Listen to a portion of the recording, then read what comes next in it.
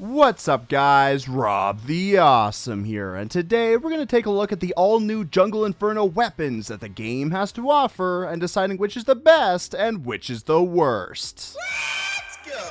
Before I start, there are certain things you should know before watching. These guys don't just focus purely on the stats, we also focus on the psychological portion of the weapon as well and how it affects both the user of the weapon and the victims against it, so keep that in mind while watching. Another thing to know is that this list compares primaries, secondaries, and melees, and of more than one class. I'll be judging their respective ranks based on how well it works with the rest of the arsenal as well as how much it can do to make you and your team's life easier. Some weapons are better at performing their designated tasks than others, and that's what I'll be looking at when putting them into place. Consider this to be a top 5, but without the top 5 nature. Lastly, I advise people to read the pinned comment at the top of the comment section to understand what these guides are about and what my intentions are when making them. It's important to understand the reasoning for why I do these guides and grasp the bigger picture for past, present, and future best and worst videos. Alright, we good? Here we go. Like always, let's start with the stock. Oh, right. Force of habit. Let's start things off with the Dragon's Fury. This pyro primary takes a different approach to flamethrowers, shooting great balls of fire that progressively get more damaging with every shot you land. You start off with 40 ammunition instead of the original 200 everyone is used to. Your primary fire shoots a fireball that uses up 1 ammo, while your secondary shoots out an air blast that takes 5. Each fireball does 25 damage, dealing 1 to 2 seconds of afterburn to any person you strike. Repressurization rate is increased by 50% on hit, making fireballs fire faster and faster with each progressive hit. On top of that, this weapon deals 300% damage to burning players, doing 75 damage with every single progressive shot you land. The more skilled you are at landing your fireballs, the more damage and insane DPS you can do altogether, wiping out a fully overhealed heavy in 2 to 3 seconds flat. The primary also has a slightly longer range than the normal flamethrower, and progressive hits can do a small amount of knockback for juggle potential. So many cool upsides, but it doesn't come without a catch. The downside, however, is that the air blast repressurization rate is decreased by 50%, making air blasts come out less frequently than it usually does. Lastly, because of the low amount of afterburn time between shots, if you happen to miss a single fireball, all of the benefits reset, forcing you to have a steady aim to reap the massive rewards. This flamethrower seems super powerful. You can achieve critical levels of damage for hitting more shots? Sign me up! But wait, how hard is it to land shots? Well, imagine the direct hits projectile speed, but with a shorter range and a bigger hitbox. The insane amount of speed and hitbox registration will make it all the easier to land progressive shots. Sounds easy enough. As long as you can track your shots, then the rest of the upsides will work in your favor. It all relies on your skill level. And remember, every shot you land makes the shot faster and faster. You'll be reaching damage numbers of 200 plus in a single second, which is more powerful with more range than any of the other flamethrowers. Well, except maybe the backburner with the back crits, but you have to work hard to get that anyways. You can even say it's a W plus M1 weapon that requires some amount of skill. But wait, what about the downsides? Don't they put a major dent in this weapon? Although it is true that the air blast takes longer to pull out, it's actually not that devastating. It takes an extra second to air blast, leaving you more vulnerable to blast attacks, but this downside can actually be obliterated by landing a single shot. Every hit you land ups the repressurization rate by 50%, and it's not only standard to just your fireballs. You can make your air blast as fast as the stocks with just a single hit, removing the downside altogether. So in reality, this weapon doesn't have a single downside. This weapon is far too good. With a little effort and skill with this weapon, there's nothing that can hold you back. However, that same psychological mindset is the primary's own demise. If you can't land those progressive shots, this weapon loses all of its effective traits, pretty much making it an almost straight downgrade. It all depends on the player, but with that in mind, it isn't so worrisome. With the fast projectile speed and massive hitbox, you'd have to be brain dead not to land those shots over and over again in short distance. There's nothing to worry about. With a little time and effort on the player's part, this weapon will be a fantastic and overall amazing weapon the Pyro received in this update. I'll be shocked if anything else in this list can surpass the might of the Dragon's Fury. But for now, we're going to put this weapon right in the middle and go from there. The next highly anticipated weapon on this list is the Thermal Thruster. This secondary jetpack for the Pyro gives them more mobility to move around the map with ease. The jetpack comes with 2 charges at a time that can boost yourself in the direction you are aiming with your mouse and keyboard. Each charge takes 15 seconds to recharge, so take careful note of how many you use at a time. The Thermal Thruster also deals 3 times the amount of falling damage to the player you land on, making this a man-treads-like weapon for our putrid Pyro. You can also extinguish teammates as you lift off and push enemies back when when you land, with the force and radius being based on how much velocity your landing had. This sounds awesome, but this awesome weapon doesn't come without some crucial downsides. In exchange for mobility that recharges fairly slow, you give up a secondary weapon for long range effect, fully relying on your primary and melee to handle all of the damage. Lastly, switching weapons takes a really long time, which can be annoying when you need to switch to a damage source in dangerous situations. Finally, the Pyro is getting more mobility that can give him access to more flank routes and make him an even deadlier class, but is the jetpack worth giving up a shotgun or a flare gun? It's true that not having a secondary to help out with the damage can really suck, but this jetpack can be useful for many different situations. For example, rollouts are going to be easier. You'll be the first one to mid with the 2 charges you have. You can also reach areas only accessible to jump classes, which can be a game changer in how the Pyro can provide damage. These are just some of the scenarios that the Pyro can access now with the jetpack. But what about the charge meter?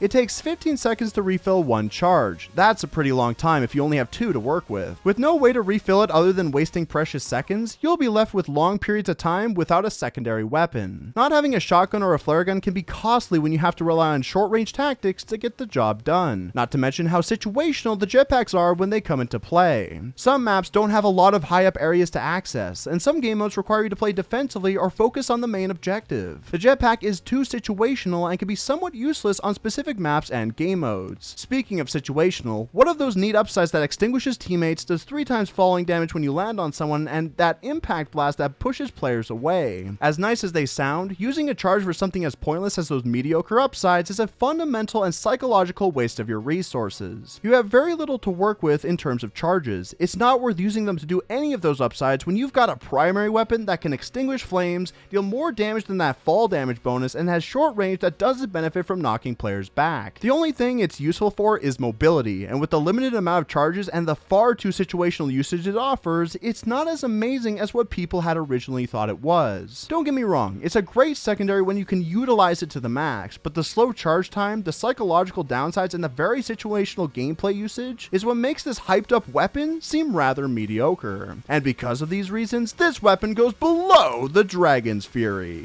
When the time calls for the jetpack, it can be a great help for the Pyro, but the thermal thruster won't be a permanent replacement for shotguns or flare guns anytime soon. Only time will tell, but there are clearly some situations that make the jetpack weaker compared to a damage source.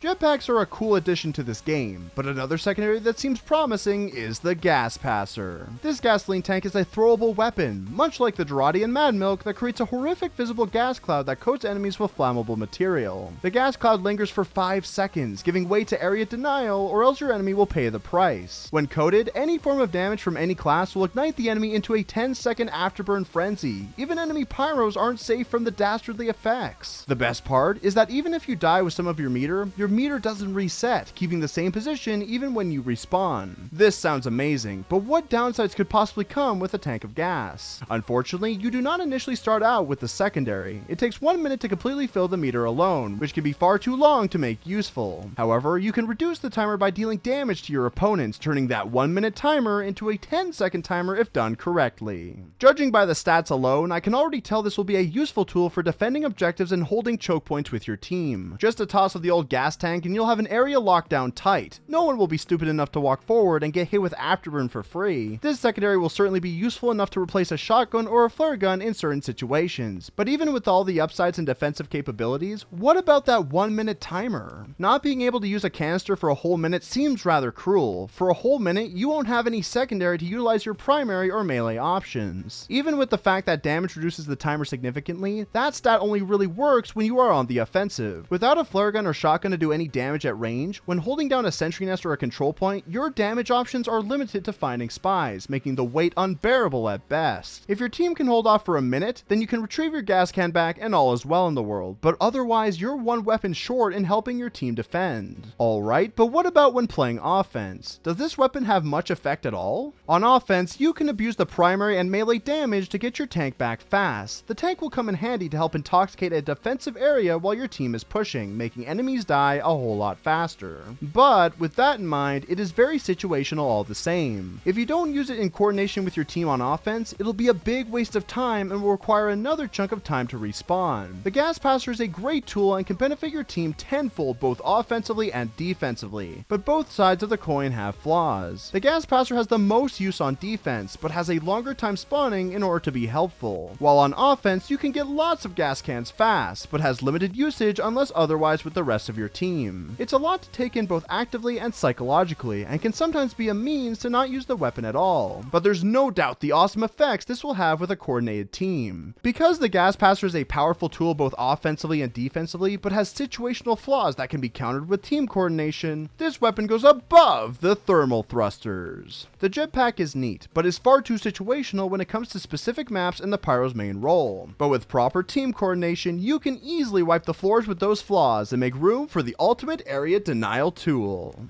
So many wonderful secondaries that came with this update. Let's hope there's something equally as good on the melee side of things. Nothing beats a good old slapfest like the hot hand. Have you ever wanted to slap someone across the face multiple times until they died? Well, now you can. On hit, you receive a second of speed boost that aids in achieving even more slaps. On top of that, every hit you make gets announced in the kill feed for everyone to see, embarrassing your opponent into submission. How fun! What a wonderful idea to bring into the Inferno update. Unfortunately, it doesn't end there. There is a 20% damage penalty, turning the 65 damage melee hit into only 56 per click. Ouch. That hurts more than the person you're slapping, but it gets worse. Each swing is made up of 2 separate slaps that split the damage evenly, making each slap only do 28 damage and forcing you to go through this awkward melee process in order to get the kill. I'm gonna be blunt, this weapon is pretty useless. It has no purpose other than to slap someone to death, and even that might be too hard to do. You get this speed boost with every slap you get, but it only lasts a second long. That isn't enough to switch to your primary or secondary weapons and make good use of the extra speed. In addition to that, there is a 20% damage penalty on the weapon on top of an awkward 2 slap system that splits that damage in half. If you only manage to hit one of your slaps, your melee in actuality has a 60% damage penalty. Are you serious? If you want to kill a scout at max HP, you'll need to hit him 5 times. And if you want to kill a heavy at max health, you'll need to hit him 11 times? That's way too slow to be used as a joke. The real joke here is how bad this weapon is on the battlefield. I'm starting to see why this weapon gets announced on the kill feed every time you hit someone, because it's a miracle if you can even land the kill at all. If the speed boost lasted longer so that it could be used with your other weapons, it might have some sort of use outside of being a gimmick. But with such a small speed boost on hit, there's no point in going for it in the first place. Not only is it a straight downgrade from stock and does significantly less damage to boot, it also psychologically puts you at a disadvantage. It gives you no benefit to equip it whatsoever. It's a waste of a melee slot that could be used for other more promising melees that can help the Pyro achieve his role. At best, it'll just tempt you to go and slap people, which will leave you with more deaths than you can possibly count. Because the weapon has crappy positives and has downsides that make it impossible to get a realistic kill, this weapon goes below the thermal thruster. This weapon is a serious and straight downgrade to the stock fire axe. It's an instant downgrade that wastes your melee slot. It doesn't have a purpose other than to live out your dreams of slapping your foes, and believe me when I say this, good luck with that. Last but certainly not least, the Heavy lost the war against the Pyro and has been awarded a new lunchbox to eat. This food item is none other than the second banana. This nutritious fruit snack says it has a 50% increase in charge recharge rate. However, it ultimately has a 66% increase in recharge rate, only having to wait 10 seconds to recharge from the sandwich's 30. However, there is a minus 33% self-healing effect when eaten, only healing 200 of your total HP from the sandwich's 300. Lastly, your alt fire gives you the ability to share your banana with a friend, giving them a small health pack for each banana given. At first glance, it's nothing more than a poor man's sandwich. Less health when you eat it, and less health for your medic. But when you take into consideration how fast your lunchbox recharges, it's really something else. In the same time it takes the sandwich to heal 300 HP, the banana, with its recharge abilities, can give you potentially double that healing. A third of the recharge time makes the healing 3 times as effective, making that seemingly weak 200 HP healing into 600 potential healing before the sandwich gets its second wind. So the self-healing seems to be improved, but how about when it comes to healing your medic? With the banana only being a small health pack, or in other words 20% healing, it doesn't come close to matching up to the sandwich's 50% healing source. Well, at least not immediately. The sandwich is absolutely the most reliable in terms of keeping a medic at peak health, but the banana can actually provide more healing over time. Imagine throwing a sandwich and a banana at the exact same time. The sandwich heals 50% within 30 seconds, while the banana only heals 20%. Wait 10 seconds and you can throw another banana for 40% total combined healing. Wait 10 more seconds and you can give your medic a total of 60% combined healing before the scenario resets. If you take careful watch of your lunchbox timer, you can give your medic 10% more healing than the sandwich. How cool is that? The banana, if watched carefully, can be somewhat of a direct upgrade to the sandwich. However, in order for those instant upsides to come into effect, you need everything to go correctly. Perhaps your medic may not need a banana every 10 seconds. Perhaps you won't need to self-heal every 10 seconds either. If that's the case, then the straight upgrade benefit vanishes and the sandwich reigns supreme. The sandwich may be more reliable, but that doesn't mean the secondary banana is any less useful. It's still a powerful healing tool for you and your teammates to thrive on, and with its fast regeneration, it'll be super helpful by the bunches. Because the banana is a great lunchbox but varies based on the situation, this weapon goes above the gas passer. It's a great secondary that has a lot of benefits for team and self-support. It's unfortunate though that the sandwich will always be more reliable, but the second banana will be a pretty strong weapon in the hands of an expert. And these are the best and worst TF2 Jungle Inferno update weapons. Tell me what you guys think in the comments below. If you like this series and you want to see more, leave a like and subscribe to let me know. Remember to be awesome, stay awesome, and to have an awesome day. I'm Rob the Awesome, and I'll see you guys later. Ciao for now. Motherfucker, I'm awesome. No, you're not, dude. Don't lie. I'm awesome. I'm driving around in my mom's ride. I'm awesome. A quarter of my life gone by, and I met all my friends online. Motherfucker, I'm awesome. I will run away from a brawl. I'm awesome. There's no voicemail, nobody calls. I'm awesome. I can't afford to buy 8 balls, and I talk to myself on my Facebook wall. You know my pants sag.